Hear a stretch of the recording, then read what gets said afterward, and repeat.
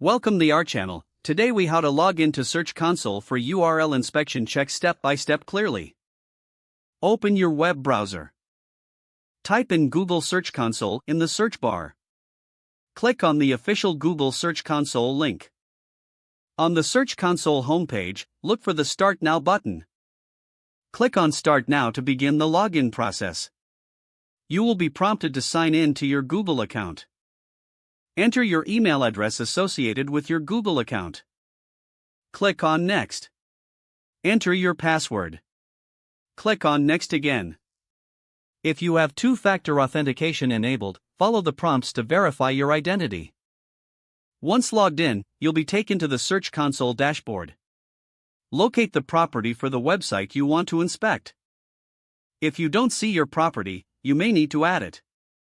To add a new property, click on the drop-down at the top left corner. Select Add Property. Enter the URL of your website and click Continue. After the property is added, click once in the dashboard, find the URL inspection tool in the left-hand menu. Click on URL Inspection. In the URL inspection tool, type the specific URL you want to check. Press Enter on your keyboard or click the search icon. The tool will process your request and provide you with a report.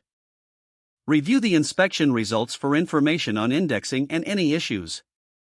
Use this information to optimize your website as needed. You have successfully logged into Google Search Console for URL inspection checks. If the page does not load, refresh the browser or try again in a private or incognito window. Make sure you are using the correct email address, then retype it carefully to avoid small typos.